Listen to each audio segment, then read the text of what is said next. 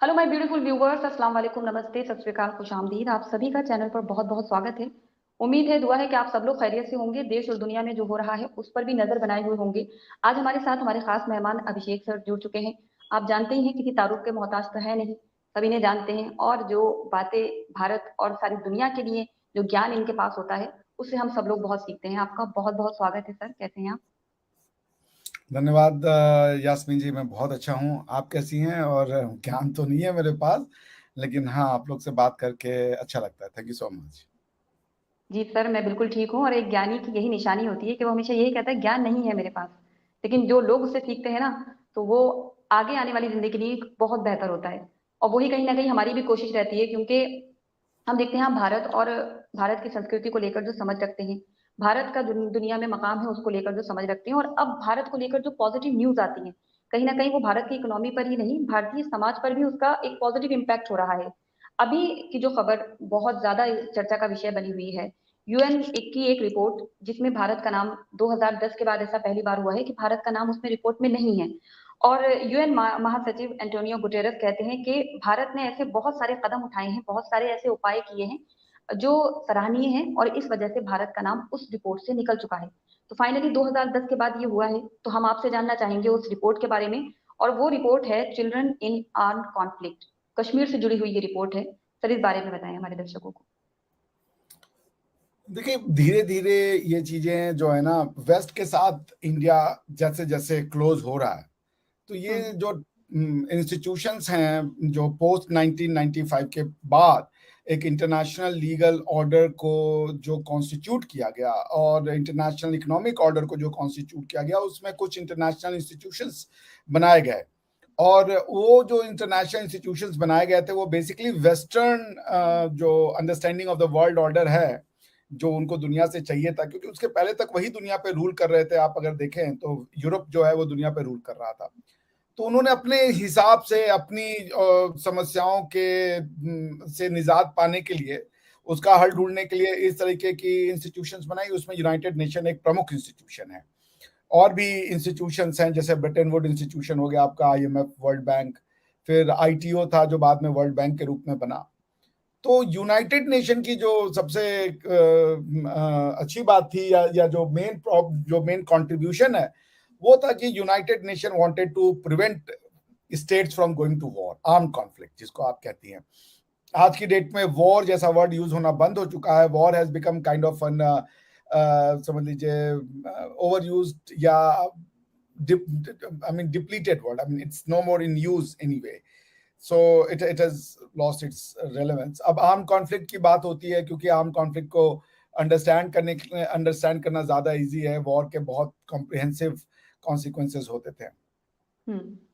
तो arm conflict, United Nation का main मुद्दा है, how to prevent arm conflict. उसी से रिलेटेड वो फिर एक कई उनकी उसमें यूएनएससीआर है। जैसे आपको पता है, यूनाइटेड नेशन के 6 ऑर्गन हैं, ठीक है ना? Hmm. General Assembly, Security Council, Trusteeship Council, Secretariat, और Economic and Social Council, along with the International Court of Justice.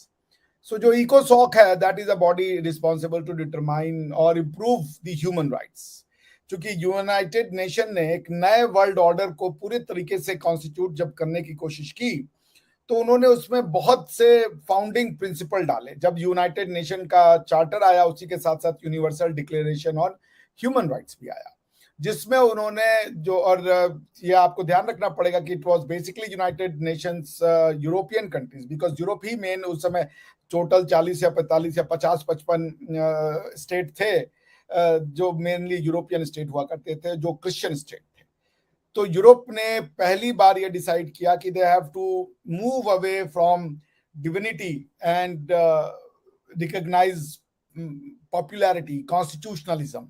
Constitutionalism का मतलब है कि पॉलिटिकल सत्ता का जो सोर्स है वो लोग हैं, कोई डिवाइन फिगर नहीं है। तो उन्होंने फिर इसकी शुरुआत करने के लिए आपको ह्यूमन राइट्स की संरचना की। ह्यूमन राइट्स का मतलब ही है कि वो स्टेट से या स्टेट के पावर को रोकता है। अगर आप ऐसे समझ लें, जहां से मेरा ह्यूमन राइट शुरू होता है, स्टेट खत्म हो जाता है। द स्टेट वैनिशेस, बिकॉज आप उस फील्ड में नहीं अपनी लॉ मेकिंग पावर कर सकते हो या लॉ का इस्तेमाल कर सकते हो। डिविनिटी की खास बात ये थी डिवाइन लॉज की कि वो आपके जीवन के हर एस्पेक्ट में घुसा हुआ है। आप अगर खांस भी रहे हैं तो आपको फिर वो डिवाइन लॉ उसके लिए भी मैकेनिज्म बताएगा। There was not a single area जहां पे कि उसका परकुलेशन नहीं था या जहां पे उसका पेनिट्रेशन नहीं था। तो ह्यूमन राइट्स एक एंटीथेसिस था रिलीजियस लॉज का, और उसको उन्होंने प्रमोट किया, और उसमें उन्होंने पहली बार दुनिया में जो है वेस्ट ने लिखा, इंडिया तो ये सदियों साल से लिख रहा था, पहली बार लिखा everyone is born equal and free. ये है ह्यूमन राइट्स की seed, the starting point, the inception of the concept that humans are born free.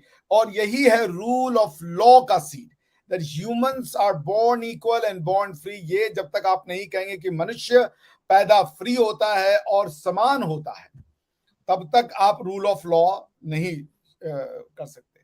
तो पर वही है, वही उनका फिर वहां से ह्यूमन राइट्स का उनका जर्नी शुरू होता है यूडीएचआर से।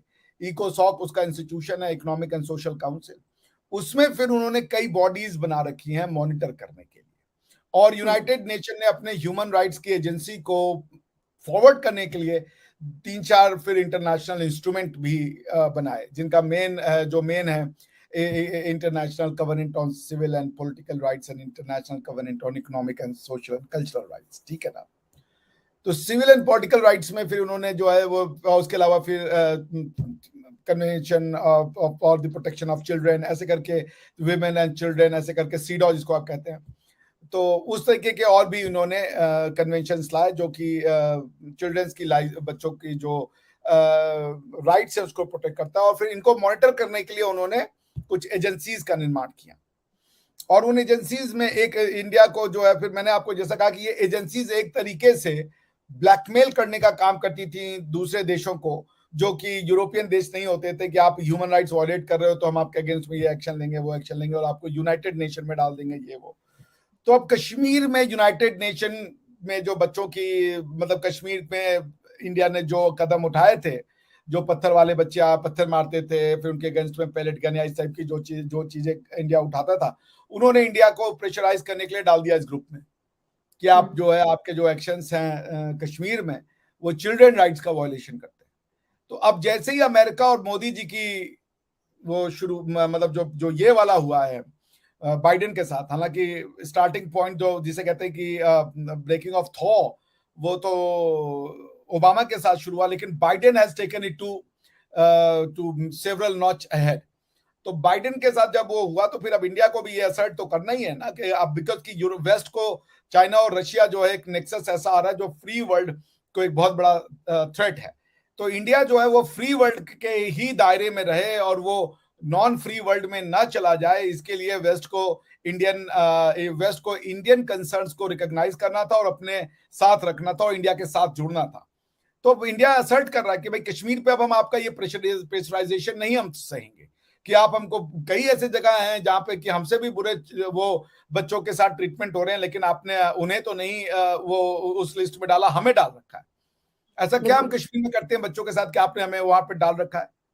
ये तो फिर ऐसे तो फिर आपके अमेरिका के कई पुलिस की रिपोर्ट आपको मैं दिखा दूंगा। अभी आप कल देख ले फ्रांस में जो 5-6 दिन से हो रहा है, फ्रांस में क्या हो रहा है, वो 17 साल का बच्चा ही तो था जिसको मार दिया इन्होंने, क्योंकि पुलिस का ये कहना है कि वो 3-4 बार पुलिस के रोकने पर भी उसने अपनी गाड़ी नहीं रोकी थी, तो he was supposedly in the watch list. तो फिर अब फ्रांस को डालेंगे आप? भाई लॉ एंड ऑर्डर को मेंटेन करना भी तो स्टेट की जिम्मेदारी है ना। लॉ एंड ऑर्डर, अगर राइट टू लाइफ को आप देखें तो राइट टू लाइफ सिर्फ पॉजिटिव ऑब्लिगेशन ही, नेगेटिव ऑब्लिगेशन ही नहीं क्रिएट करता, because most of the human rights are negative obligation. That means state should not do anything that interferes in my enjoyment of the human right. वो negative obligation state के आधार पे है, लेकिन positive obligation भी है। Right to life एक ऐसा obligation है स्टेट के ऊपर जो नेगेटिव भी है और पॉजिटिव भी है। पॉजिटिव कैसे है कि भाई स्टेट को ऐसे इंतजाम करने पड़ेंगे कि कोई ऐसा, जो चूंकि पुलिस आपके हाथ में, हमने तो अपना राइट टू यूज वायलेंस आपको सरेंडर कर दिया है। हम तो अब अगर वायलेंस यूज करेंगे तो हमें वो जो आईपीसी के जो लिमिटेड सेक्शंस हैं जिसमें right to private self defence को आपने रिकॉग्नाइज किया है, उसी के दायरे में हमें यूज करना है। क्योंकि अगर हम उसके दायरे के बाहर यूज करेंगे तो वो मेरा जो right to private self defence है वो क्रिमिनल फोर्स हो जाएगा और हम एक लेजिटिमेट एक्ट करने की जगह क्रिमिनल एक्ट कर रहे होंगे। तो इसलिए ये जो इस तरीके की लिस्ट बनाई जाती थी और इंडिया को इसमें डाल दिया गया था to keep them under under pressure, कि आप वेस्ट आपसे आपको प्रेशर लग सके कि इनको जो है ना थोड़ा सा कहीं भी एक स्टेटमेंट दे दो या इस तरीके की लिस्ट में डाल दो, फिर इनसे ये कहो कि हम ये नहीं करेंगे वो नहीं करेंगे। तो वही था, अब वेस्ट के साथ इंडिया की क्लोजनेस आ रही है, तो आप देखेंगे ऐसे कई लिस्ट से इंडिया बाहर आएगा। सर आपकी बात ये बिल्कुल ठीक है कि काफी सारे ऐसे ममालिक हैं जहां पर बहुत बदतरीन स्थिति है और उन देशों के साथ भारत को डाल दिया गया है, जैसे इसमें बुर्किनो फासो, कैमरून, नाइजीरिया, पाकिस्तान, ऐसी कंट्रीज के साथ भारत को डाला गया था। और 2010 के बाद भारत का वहां से नाम हटना, तो इसमें सरकार ने भी अपनी तरफ से जिस तरह के इम्प्रूवमेंट वहां हुए हैं, क्योंकि पहले तो ये बात सच है ना कि वहां पर छोटे छोटे लड़कों की भर्ती की जाती थी, आतंकवादी समूह उनको बरगला के भर्ती करते थे। फिर जिस तरह का वो जुवेनाइल जस्टिस एक्ट कश्मीर में था नहीं, कोई बच्चों की प्रायोरिटी को लेकर किसी तरह का कोई काम होता नहीं था। तो इन सब चीजों पर वर्क हुआ है और कहीं ना कहीं उसी के नतीजे में हमें ये चीजें दिख रही हैं।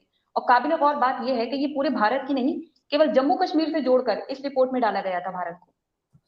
तो वो जम्मू कश्मीर की वजह से ही डाला गया था, और तो कोई ऐसा अभी एक और रिपोर्ट है सिचुएशन ऑफ कंसर्न, उसमें भी इंडिया में भाई 1 अरब 40 करोड़ लोगों का मुल्क है, इतने variety of thought process plus freedom है। आप फ्रीडम देंगे तो क्या समझते हैं सारा दिमाग खाली कंस्ट्रक्टिव होता है? दिमाग में कंस्ट्रक्टिव नेगेटिव जिसको भी, अब फ्री है, आप जो चाहें आप करें भाई। अब गवर्नमेंट हेल्पलेस है, या तो फिर आप वो स्टेट बना दें जो सिक्योरिटी स्टेट या पुलिस स्टेट कहते हैं, कि आपके सोचने पे भी सरकार का कब्जा रहेगा। भाई इंडिया में तो आईपीसी में अभी तक जब हम लोग लॉ ऑफ क्राइम पढ़ते थे तो क्राइम के स्टेजेस पढ़ते थे, उसमें एक होता है इनकोहेट क्राइम, कि आप क्राइम की शुरुआत तो क्यों, मगर जब तक वो उस लेवल पे ना चला जाए कि क्राइम को कमिट किया जा सके, वो आपको क्राइम नहीं माना जाता। तो जब आप प्रिपरेशन ऑफ क्राइम के लिए किसी को पनिश कर सकते हो तो क्वेश्चन ये आता है प्रिपरेशन कब शुरुआत होती है। अगर मेरे दिमाग में ये कुछ ऐसा आ गया कि कल जैसे मेरी एक फ्रेंड थी, वो बता रही थी उनके मम्मी पापा के साथ उनकी लड़ाई हो गई, तो उन्होंने कहा यार 10-15 मिनट तक मेरे दिमाग में आया कि मैं मम्मी पापा को सबक सिखाऊं, कूटूं उनको जी भर के। ऐसा किसी के दिमाग में भी आ सकता है, मेरे भी दिमाग में आ सकता है, भाई गुस्सा आदमी को आता है। तो क्या आप इस सोच के लिए उनको जेल में डाल देंगे? प्रिपरेशन का क्या, ये प्रिपरेशन की शुरुआत हो गई। तो जो जो पुलिस स्टेट होते हैं वो तो आपको सोचने पे जेल में डाल देते हैं। वो ये कहते हैं कि भाई जो हम कह रहे हैं बस वो करो, वो बताते हैं आपको क्या करना है क्या नहीं, वैसा स्टेट बनना है क्या।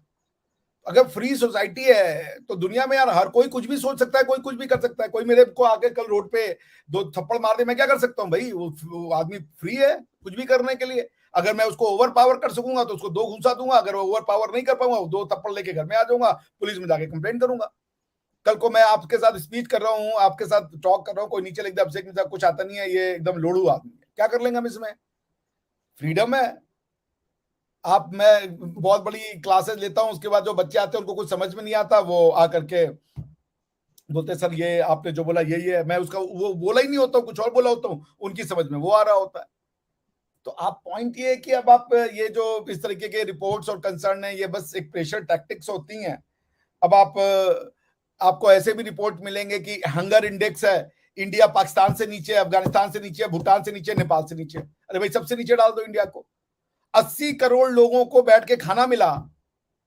मेरे भैया पब्लिक डिस्ट्रीब्यूशन स्कीम में थे, कोरोना के प्रचंड काल में भी वो बनारस में वो जाते थे, उनकी ड्यूटी लगती थी। प्रचंड कोरोना में जब हम लोग लॉक हो गए थे, तो इतनी बेहतरीन मैनेजमेंट किया, उसका अवार्ड देने की जगह, ये देखिए माइंडसेट, उसका अवार्ड देने की जगह इनको कह दिया तुम तो भूखे मार दिया। इंडिया में इस बार कोरोना से डेथ की रिपोर्टें आई, कोरोना से माइग्रेट करते हुए लोगों की डेथ की रिपोर्ट आई, उस पर फिल्में भी बनी। जरा उन 80 करोड़ लोगों के लिए भी घर में बनाइए, जिनके घर में जो लोग मजदूर होते थे, जिनकी दिहाड़ी बंद हो गई, उनके घर में जब खाना नहीं होता वो क्या करते, उसके ऊपर भी तो फिल्म बनाओ।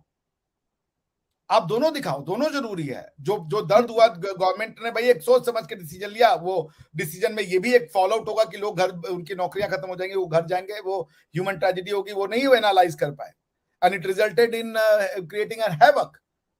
लेकिन ये भी तो दिखाओ कि किसी के घर में जब नहीं होगा खाने का तरीका और उसको सरकार ने कहा कि बैठो मैं तुम्हारे घर वालों को खाना दूंगा। तो पॉइंट ये है कि अब आप हंगर इंडेक्स में बना दो और उसमें इंडिया को नीचे दिखा दो, इस तरह का क्या पैरामीटर है? दुनिया की सबसे रिचेस्ट कंट्री सोने की, हैप्पीनेस इंडेक्स में पाकिस्तान हमारे से अच्छी स्थिति में दिखा दिया। नहीं ये इंडेक्स कौन बना रहा है? क्या पैरामीटर है भाई तुम्हारे? वेस्ट में करप्शन नहीं है, मैं जर्मनी में रहा हूं, मैंने दुनिया भर की करप्शन देखी है।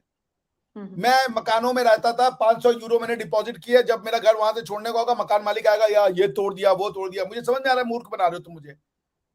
सारी दुनिया की करप्शन होती है भाई। करप्शन का मतलब स्टेट के करप्शन को खाली तुम ले रहे हो तुम्हारा, और इसकी वजह से दुनिया लोगों में ये परसेप्शन है कि यूरोप में सब देवता आदमी रह रहे।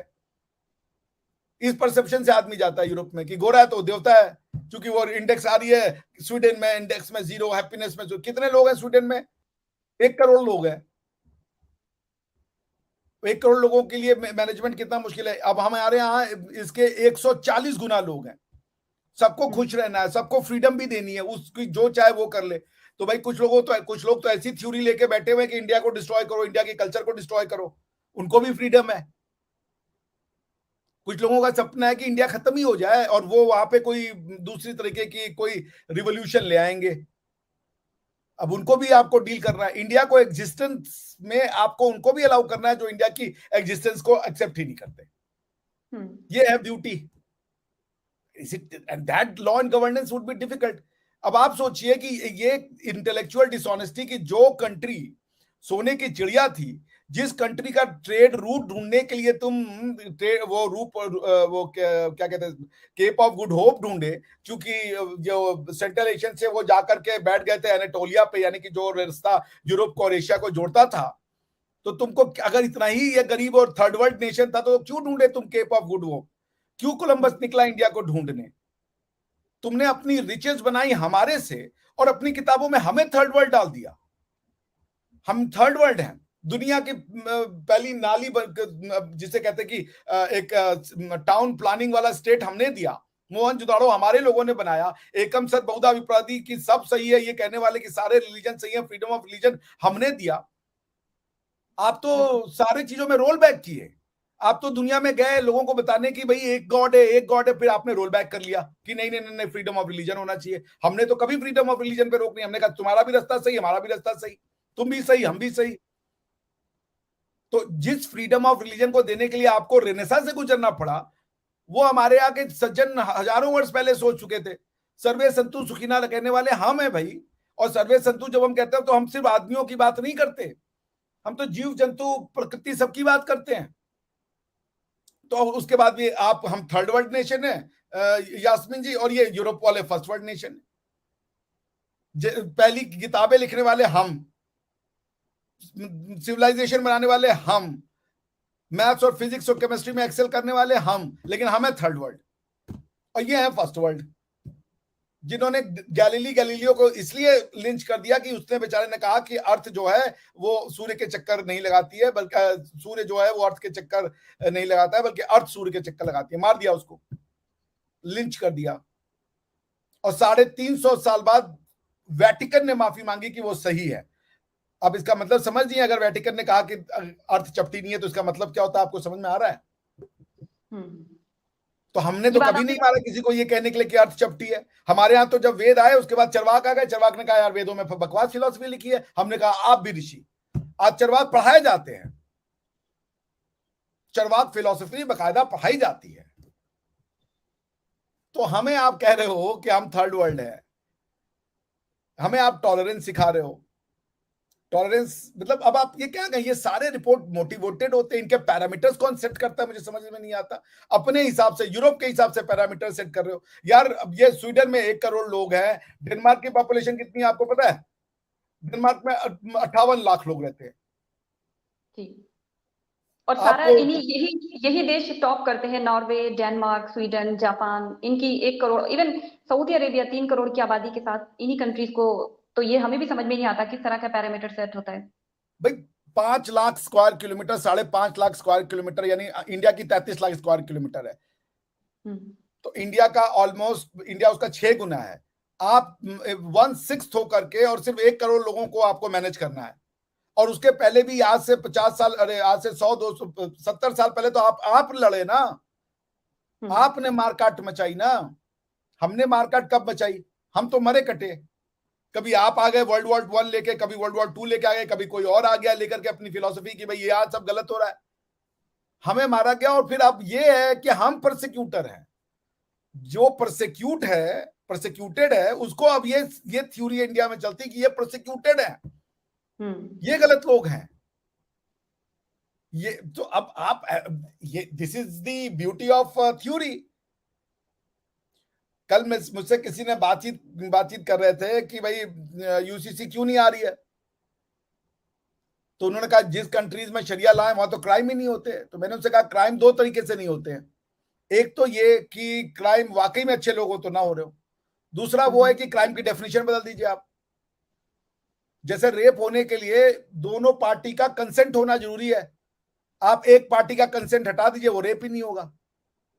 अगर आपने ये कह दिया कि पार्टी एक्स जो है उसका कंसेंट मैटर ही नहीं करता, तुम उसके बाप हो, तुम उसके ओनर हो, तो तुम जो करो उसके साथ, तो वो रेप होगा ही नहीं, because in law that is not rape, because consent require ही नहीं है। आपने डेफिनेशन चेंज कर दी। फिर अब आपके आप अगर सोसाइटी में वैसी प्रैक्टिस हो रही है तो उसको आप रेप कहोगे, आप कहोगे ये तो रेप ही नहीं है, क्योंकि हम इसको रिकॉग्नाइज ही नहीं करते रेप को। अगर आप, तो पॉइंट ये है कि यार ये जो रिपोर्ट्स और इंडेक्स आते हैं ना, ये अपनी सहूलियतों के हिसाब से बने, but soon time will come कि हम बनाएंगे पैरामीटर्स और फिर आपको बताएंगे कि आप उस रिपोर्ट में कितना फेयर करते हो। ये क्या वेस्टर्न सोसाइटीज जो बेचारे जाते हैं दूसरे लोगों के साथ बहुत बढ़िया ट्रीट करती हैं, इनके यहाँ पे डिस्क्रिमिनेशन नहीं होते हैं। जरा जाके कॉलेजेस और स्कूल में पढ़िए, मैंने पढ़ाई की है वेस्ट से, हद दर्जे का मैं वन ऑफ द वो रहा हूं विक्टिम। अगर आप जरा सा ऊंचा उड़ने की कोशिश करेंगे और आपको ये पता चल जाए कि ये आदमी इंटेलिजेंट है, तो यूं आपको करते हैं, ये बात समझ लीजिए। मैं यूरोप की बात कर रहा हूं, इवन अमेरिका में भी जो बाहर इंडिया जाके उतने ऊंचे उड़ गए हैं, वो एक किस्मत की बात है उनकी, वरना जो वो प्रोसिक्यूशन जो वो डिस्क्रिमिनेशन फेस करते हैं, उनसे भी पूछे, वो भी बताने वाले होंगे आपको। बिल्कुल। तो सुंदर पिचई तो दिखता है, मगर वो सुंदर पिचई जो डिस्क्रिमिनेट होकर बेचारा सिस्टम से फेल करके कॉलेजेस से बाहर निकाल दिया गया, वो नहीं दिखते। वैसे भी लोग हैं। मैं पॉइंट क्या है कि वेस्ट जो है ना, वो या ईस्ट और वेस्ट की लड़ाई का अब समय खत्म हो गया, अब फ्री सोसाइटी की बात हो रही है। लेकिन ये जो इंडेक्सेस बनाते हैं इसका कोई भरोसा नहीं है, इन पे मत जाइए कि ये आर्म कॉन्फ्लिक्ट का रिपोर्ट है, ये प्रेशर टैक्टिक्स है, pressure tactics. Human rights group का ये हेड बना दिए थे सऊदी अरबिया को। सऊदी अरबिया ह्यूमन राइट्स का ग्रुप का हेड था, और ये हमको बता रहे हैं कि तुम आर्म कॉन्फ्लिक्ट में चिल्ड्रंस के सिचुएशंस के लिए वो हम आपको निकाल रहे हैं। अभी आप देखिएगा इंडिया और भी ग्रुप से निकलेगा। वो वक्त का पहिया है, घूमता है। वो कहा था ना कंगना रनावत ने कि आज तूने मेरा घर तोड़ा है, कल तुम्हारा घर तोड़ेगा। सोचिए वो प्रोफेटिक थी वो लड़की भाई, कि किसी का घर तोड़िए, पार्टी टूट गई उसकी। ये आपने बिल्कुल सही बात कही कि वक्त का पहिया है और घूमेगा। और अभी रिसेंटली हमने देखा कि रशिया के प्रेसिडेंट व्लादिमीर पुतिन साहब, जिन्होंने खूब दिल खोल कर भारत की तारीफ की है, भारत के मेक इन इंडिया इनिशिएटिव को अपने यहाँ लागू करने और उस पर वर्क करने के बारे में भी उन्होंने बात की है। इस पर आप क्या कहना चाहेंगे? क्योंकि आपने बहुत खूबसूरत बात कही कि भारत ने सारी दुनिया को सम्मान दिया, सारी दुनिया को समझा, लेकिन भारत को क्या समझा गया? भारत को ही गलत बना दिया गया, भारत को ही थर्ड वर्ल्ड कंट्रीज में डाल दिया गया। तो सर, ये रशिया के प्रेसिडेंट के बारे में। जी। और ये हमारे यास्मीन जी, दिल तो तब दुखता है जब हमारे लोग खुद को थर्ड वर्ल्ड लिखते हैं। एग्जैक्टली। ये देखिए, एजुकेशन देखिए, 3 तरह के इंपीरियलिज्म होते हैं। रिलीजियस इंपीरियलिज्म कि मेरा रिलीजन तुमसे बेहतर, पॉलिटिकल इंपीरियलिज्म कि मेरा गवर्नेंस तुमसे बेहतर, और तीसरा एजुकेशनल इंपीरियलिज्म कि हम तुमको बताएंगे नॉलेज क्या होती है। पहले इंपीरियलिज्म से हम जो भी हुआ, मुश्किल सही जो हुआ, जो बचा इंडिया आपके सामने है, फेस किया हमने रिलीजियस इंपीरियलिज्म। दूसरा फिर हम पॉलिटिकल इंपीरियलिज्म से लड़े। अब तीसरा जो हम लड़ रहे हैं वो एजुकेशनल इंपीरियलिज्म है। एजुकेशन के थ्रू लोगों के दिमाग में बातें घुसेड़ दी गई हैं जो वो खुद के ही चीजों में कमियां निकालते। खुद के चीजों में कमियां निकालना अच्छी चीज है, कंस्ट्रक्टिव चीज होना चाहिए। ऐसा नहीं है कि जो 4000 साल, 5000, 10,000 साल, 20,000 साल पहले लिख दी गई, बोल दी गई, वो शाश्वत सत्य है। मैं तो मानता हूं कि भाई इसमें लगातार आपको एडिशन करना चाहिए या सब्सट्रैक्शन करना चाहिए। कोई चीज गलत है उसको हटाइए, नई चीज लाइए, लेकिन हमको ये बता देना कि हम ही गलत हैं। पहले हमें किसी ने पेगन कह दिया, फिर किसी ने कुछ कह दिया, फिर किसी ने कहा कि ये तो पॉलिटिकल हिस्ट्री में इनकी कोई जगह नहीं है। ये आपको मैक्स म्यूलर साहब ने कहा, इनको आइडिया ही नहीं है political governance. This is a country of philosopher, but इनको डे टू डे लाइफ के बारे में कुछ पता ही नहीं होता है। अर्थशास्त्र पढ़ लेते, मनुस्मृति पढ़ लेते।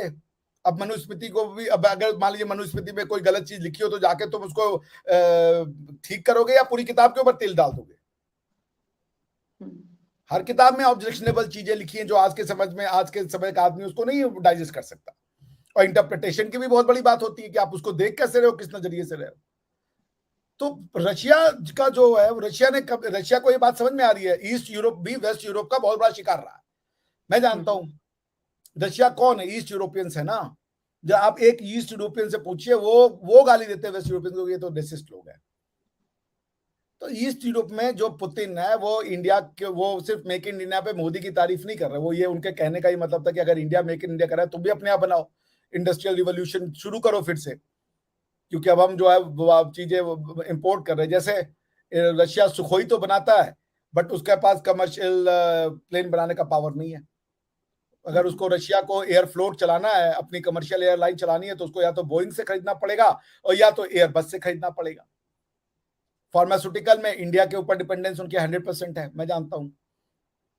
So what he was saying कि अगर कोई दूसरा कुछ बना चुका है तो उससे खरीदना या उसको दोबारा बनाना कोई शर्म की बात नहीं है, बिकॉज एक समय रशिया में ये फीलिंग थी कि हम बनाएंगे तो ही हम यूज करेंगे। अब जैसे इंडिया में है भाई, हम आप या तो है कि कहिए हम अपना ही सब इंडिजीनियस रखेंगे तब तक हम कुछ नहीं यूज करेंगे। भाई अगर आप मान लीजिए मार्केट में एक प्लेन विद टेक्नोलॉजी 5 करोड़ में अवेलेबल है और उसी टेक्नोलॉजी को आप अपने यहाँ पे रिसर्च डेवलपमेंट करके इवॉल्व कराए, वो 500 करोड़ ले रहा है, तो इससे अच्छा जाके यार खरीद लो मार्केट से 5 करोड़ में। अब इंडिया में आप देखिए तेजस जो एलसीए है, लाइट कॉम्बैट एयरक्राफ्ट, उसकी वो कम से कम अपने टाइम शेड्यूल से 20 से 25 साल डिलेड है।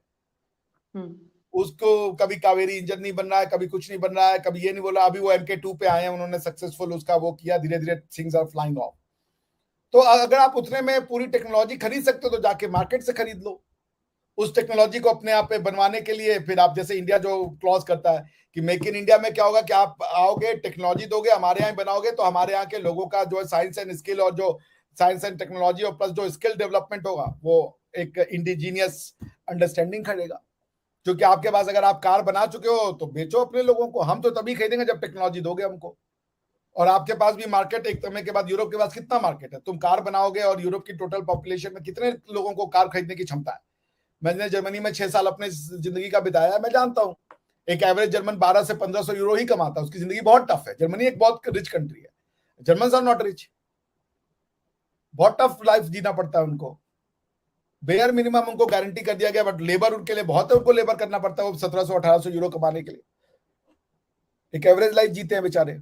बट हाँ, कंट्री इज रिच, तो वो उनको एक बेयर हाउसिंग आपको अवेलेबल करा देगी, मेडिकल आपको अवेलेबल करा देगी, बट ये कि लाइफ के बाकी जो कंफर्ट्स हैं वो थोड़े अवेलेबल कराएगी आपको। That's what it is. तो जो कह रहे हैं मोदी की तारीफ वो इसलिए भी कर रहे हैं कि Modi has stood by west के साथ। पहले एक समय चला था जब वेस्ट के साथ इनकी नजदीकियां बढ़ रही थी, तो Russia was having a tough time कि अगर ये वेस्ट की ओर झुक गया भारत तो फिर मेरा क्या होगा। और हमारी जो, और ऐसा भी नहीं है कि देखिए, ऐसा नहीं है कि रशिया एकदम हमारा बहुत बड़ा मित्र ही है और हम रशिया के एकदम भाई चक्को, सब फायदा देखता है। रशिया ने भी अपनी आइडियोलॉजी हमारे यहाँ घुसड़वाई है। रशिया भी एक समय था जो इंडियन कल्चर और इसको डिस्ट्रॉय करने के लिए उन्होंने लोगों को कहा कि हमने आप क्या पे उनको खरीदा है, इंटेलेक्चुअल्स को खरीद के और अपनी बातें मनवाई हैं।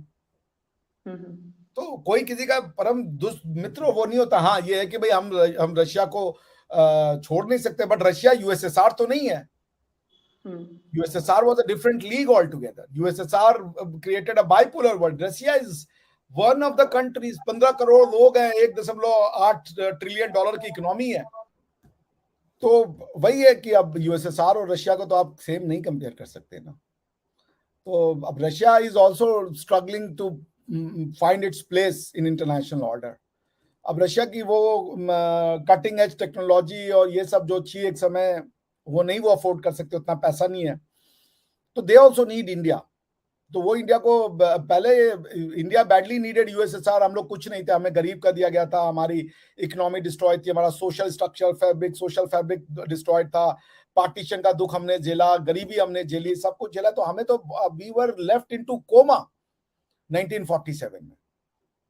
Coma, the countries moral was lowest, जिसे कहते हैं एबिस पे था। लोगों को अपने होने पे शर्म आती थी, अपनी हिस्ट्री पे शर्म आती थी, अपने कल्चर पे शर्म आती थी। ऐसा बना दिया गया था हमें।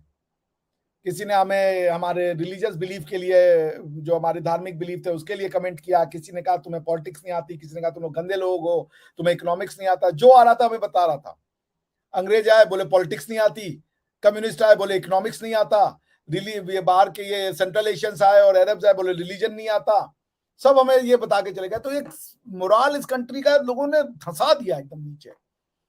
अब वो मोराल उठ रहा है। So now India is rising, India is claiming its position back कि हम विश्व गुरु थे। अब वो जो 700-800 साल हमने ये 3 तरीके के इंपीरियलिज्म झेले, इकोनॉमिक इंपीरियलिज्म, रिलीजियस इंपीरियलिज्म और इकोनॉमिक इंपीरियलिज्म, अब हम उसको नहीं सहेंगे। अब हम अपने तरीके से जिएंगे। और फिर वही वक्त का पहिया घूमा, वेस्ट की दादागिरी कम हुई। अब उनको समझ में आ रहा है कि इंडिया के बिना वो नहीं चल सकते, इंडिया को एंटेगोनाइज नहीं कर सकते। और ये जो चाइना किया खड़ा, चाइना को तो इन्होंने खड़ा किया। China is a Frankenstein monster, Bhasmasur है चाइना इनके लिए। चाइना को तो ये 1989 में वो कैंशिक, वो नाम मैं भूल रहा हूँ, 1979 में जो चाइनीज प्रीमियर हुआ करते थे, तो उनके पास तो ये गए थे यूएस वाले, इन्होंने डेन शाओपिंग को हवा दी, इन्होंने चाइना को बनाया दुनिया का इंडस्ट्री। और अब जब चाइना दुनिया की इंडस्ट्री होकर मोटा ताजा हो गया, 15-16 ट्रिलियन डॉलर की इकोनॉमी हो गया, या 12-15 ट्रिलियन की डॉलर इकोनॉमी होगी अभी आज के समय। अभी आज के समय में चाइनीज कोई छोटी वो कंट्री तो नहीं है ना। तो अब जब इनको समझ में आया कि भाई ये तो इनके कंट्रोल से बाहर हो गया, आप समझ लीजिए कि इनको समझ में आने लगा धीरे धीरे कि भैया अब ये क्या होगा। तो अब इनको इंडिया की वो समझ में आ रहा है कि भैया हमें करना क्या है, हमें क्या चीज इनसे वो करना है चाहिए हमको। बिल्कुल। सो चाइना को भी ये बात समझ में आ रही है। जी बोले। चाइना के बारे में आपने सही कहा, और अभी भी ग्लोबल मैन्युफैक्चरिंग में चाइना ही नंबर 1 पर आता है। भारत में मेक इन इंडिया को लेकर, वोकल फॉर लोकल को लेकर बहुत मजाक भी उड़ाया गया, और कहीं ना कहीं ये भी कहा जाता है कि भारत और रशिया के संबंध जो है वो केवल हथियारों के ऊपर निर्भर करते हैं। जबकि हमारे विदेश मंत्री एस जयशंकर साहब इस बात को खारिज भी करते हैं कि केवल हथियारों पे नहीं बल्कि उससे भी ज्यादा गहरे संबंध हैं भारत और रशिया के। भारत में अपने ही मेक इन इंडिया को लेकर एक मजाक बना दिया गया, लेकिन दुनिया इसकी इंपॉर्टेंस को जान रही है। और रशिया के प्रेसिडेंट जैसे इस पर खुलकर तारीफ करते हुए कहते हैं। भारतीयों के लिए आप क्या कहना चाहेंगे, कितना इंपॉर्टेंट है और इसकी महत्वता को समझना कितना ज्यादा जरूरी है? देखिए, रशिया ने इंडिया को टफ टाइम में क्या दिया, वेपन दिया। ठीक, रशिया ने यूनाइटेड नेशन में इंडिया को प्रोटेक्ट किया। जब जब वेस्ट ने इंडिया को सिक्योरिटी काउंसिल में ड्रैग किया, 1962 में गोवा एक्शन हुआ, वेस्ट ने उसको उठा दिया कि इंडिया ने वॉर किया है पुर्तगाल के अगेंस्ट में। फॉर गॉड सेक, गोवा पुर्तगाल की टेरिटरी है। India was dragged into United nation security council for violating article 2 clause 4 UN charter, for flouting the principle of non intervention. आपने कहा सैंक्शन लगने चाहिए, ये आपने इंडिया का साथ किया। किसने बचाया इंडिया को? एज यूजुअल रशिया ने। बट रशिया ने इंडिया की बहुत हेल्प करी है। इसमें तो कोई भी, जो भी एक इंटरनेशनल लॉ का या इंटरनेशनल रिलेशंस का स्टूडेंट है, वो जो चाइना को थैंक यू करेगा। पर चाइना ने इंडिया को इंडिया के रूप में तो स्वीकार नहीं किया। अरे, रशिया ने इंडिया को इंडिया के रूप में स्वीकार नहीं किया। उन्होंने इंडिया के अंदर बहुत वो करी। इंडिया के जो सेक्युलर वर्ल्ड था जो कॉन्स्टिट्यूशन में, वो क्यों आया 1976 में? और अगर सेक्युलर वर्ल्ड आया तो फिर आपको वैसा कॉन्स्टिट्यूशन का प्रियम्बल लिखना चाहिए था जो प्रियम्बल बाकी टर्की और कजाकिस्तान जैसे कंट्रियां लिखते हैं। इंडिया से उसकी आइडेंटिटी छीनने की कोशिश की गई सोशलिज्म के नाम पे, कम्युनिज्म के नाम पे। तो दोनों है फायदे। तो इंडिया, चूंकि चाइना ने इंटरनेशनल रिलेशंस में, सिक्योरिटी काउंसिल्स में, इसमें हमारी बहुत मदद की। और फिर रशियन ब्लॉक भी चाहिए था, रशियन इंटरेस्ट था। रशियन कोई एहसान तो कर नहीं रहे थे, क्योंकि ईस्ट और वेस्ट की तो लड़ाई होती। रशिया ने जब सेंट्रल एशिया को जीता, पहले तुर्कों ने एशिया और एशिया से घूमते हुए जाकर के यूरोप के कुछ हिस्से पे कब्जा किया। फिर उनको सेंट्रल एशियन को हराने का काम तो किसने किया? तो ईस्टर्न यूरोप ने किया, स्लाविक्स ने किया। फिर इस्लाम उठे, उन्होंने यहाँ पे आकर के पूरा सेंट्रल एशिया जीत लिया। तो जब सेंट्रल एशिया, मतलब आपने हुन्स को और मंगोल्स को और इनको जब हराना शुरू कर दिया इन्होंने, टर्क्स को एकदम जमीन दोस्त कर दिया, क्योंकि टर्क्स और इनका तो इनके वार जो इनका वॉरियरनेस था, इससे दुनिया खार खाती थी, डरती थी, पर इन्होंने तो उनको ही घुटने पे लगा दिया। भाई अब सेंट्रल एशिया जिसको आप कजाकिस्तान, उज्बेकिस्तान और तुर्कमेनिस्तान और ये कहते हैं, वो उसको उसको किसने अपने जूतों के नीचे लगाया? वो तो रशिया ही था। तो फिर ये इनके हाथ पांव फूल गए कि भाई अब जब आप सेंट्रल एशिया तक पहुंच गए तो अफगानिस्तान से होते हुए सीधा इंडिया आ जाओगे, जिसको आप ये कहते हैं कि ये रशिया को रोकना चाहते थे। रशिया से मतलब ये यही ईस्ट यूरोप को रोकना चाहते थे। तो फिर उसके बाद ये लड़ाई तो इंपीरियलिज्म की चल रही थी, हम तो विक्टिम थे, हम तो उस खिलाड़ी के प्यादे थे, उस खेल के प्यादे थे। हमारे ऊपर खेल खेला जा रहा था हमें बिना बताए। तो ये तो बिल्कुल एक जब डिस्कशन होता होगा कि भाई इंडिया को इंडिपेंडेंस देनी है, क्योंकि चर्चिल ने तो जब 1945 में जब यूरोप टूट गया और ये बातचीत हुई कि भाई सेल्फ डिटर्मिनेशन देना, 1919 में भी और 1945 में भी, कि नेशन स्टेट देना है, तो बाकी लोग भी गए कि भाई एशिया में भी नेशन स्टेट दे दो, कॉलोनिज्म खत्म करो। उन्होंने कहा नहीं, ये जो प्रिंसिपल ऑफ सेल्फ डिटर्मिनेशन है, इसकी एप्लीकेशन सिर्फ यूरोपियन टेरिटरी में होगी, यूरोप के बाहर की कोई एप्लीकेशन नहीं है। चर्चिल का ये स्टेटमेंट है। तो ऐसा क्या हो गया 2 साल में कि आपने इंडिपेंडेंस दे दी भाई?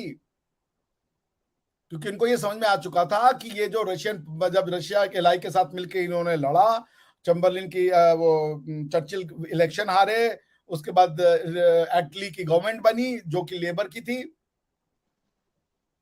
तो फिर इनको ये समझ में आया कि भाई अगर यही वॉर के रास्ते पे चलते रहे तो रशिया नहीं रुकेगा, तो एक इंटरेस्ट क्रिएट करो, वहां से जल्दी निकलो और अपने दुनिया को अब उस तरीके से कॉलोनाइज नहीं किया जा सकता कि अपना मिलिट्री बेसिस और अपने लोग और उनका एडमिनिस्ट्रेशन अपने हाथ में लो। उन्होंने कहा आप चीजों को गवर्न दूसरे तरीके से करना है, तो फिर यूनाइटेड नेशन जैसी संस्थाएं क्रिएट की गई। ये बात अलग थी कि उनके तो ख्वाबो ख्याल में नहीं होगा कि जब यूएन बना तो 55 कंट्रीज थे, उसमें से मेजॉरिटी यूरोपियन थी, तो जो भी वोटिंग होना था, डिवोट होना था, वो वेस्टर्न प्रिंसिपल्स के हिसाब से होता था। वो तो उनको समझ में नहीं आया होगा कि 1945 में 55 और वो 2000 आते आते 196-198 कंट्री हो गई। बांडुंग कॉन्फ्रेंस जो हुआ, जिसमें सेल्फ डिटर्मिनेशन की प्रिंसिपल की बात हुई, जिस तेजी से नई कंट्रियों का उदय होना शुरू हुआ और जिस तेजी से ये आपका कॉलोनाइजेशन खत्म हुआ, हालांकि यूएन ने एक कंस्ट्रक्टिव रोल प्ले किया है डीकॉलोनाइजेशन में। मतलब मेरे कहने का मतलब, देखिए इतना डीप में जाने का यही है कि सब एक दूसरे से डरे हुए थे, कोई किसी पे एहसान नहीं कर रहा था। ये मान लेना कि रशिया बड़ा इंडिया की फ्रेंडशिप कर रहा था और रशिया एकदम, भाई रशिया ने हमारी फ्रेंडशिप की है, मगर उसके भी इंटरेस्ट थे। सब एक दूसरे के साथ अपनी अपनी रीजन्स को बचाना चाहते थे, तो उनमें उन्होंने हमारी इंटरेस्ट किया, हम उसके साथ खड़े, उन्होंने हमें वेपनाइज किया, उसके साथ हम खड़े। बहुत बहुत शुक्रिया अभिषेक सर, आपने काफी गहरी समझ हमारे दर्शकों के साथ शेयर की है आज। और ये आपने बिल्कुल सही कहा, जियो पॉलिटिक्स में ना ही कोई किसी का परमानेंट फ्रेंड होता है, ना ही कोई किसी का परमानेंट एनिमी होता है। सबके इंटरेस्ट के बेसिस पर रिलेशंस होते हैं, जो आज के समय में, चाहे वो यूएन रिपोर्ट से 2010 के बाद भारत का नाम निकाल देना हो, या फिर रशिया के प्रेसिडेंट का मेक इन इंडिया को लेकर इतनी तारीफ करना, और कहीं ना कहीं सब चीजों के जो सेंटर पॉइंट है वो है अर्थव्यवस्था, पैसा और उस देश की जनता, क्योंकि सबकी अपनी रुचि है, सब देशों की।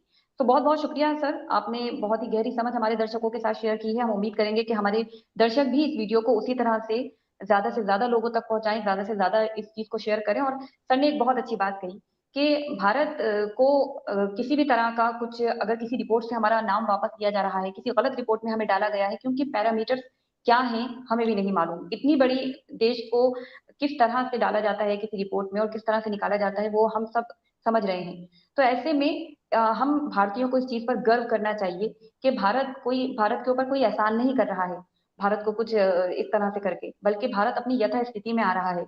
हम विश्व गुरु थे और भारत अब उस बात को दोबारा से उसी तरह से क्लेम कर रहा है, क्योंकि जो बुरा वक्त था, जो बुरा दौर था, वो निकल गया है। अब सबको मिलजुल कर अपने भारत के लिए सोचना है और इस बात पे हमेशा फख्र करना है कि हम भारतीय हैं। बहुत बहुत शुक्रिया सर, आपके साथ फिर किसी मुद्दे पर जुड़ेंगे और उम्मीद करेंगे कि आपकी इस गहरी समझ को हम अपने दर्शकों तक और ज्यादा से ज्यादा पहुंचाएं। धन्यवाद सर, जय हिंद। जय हिंद।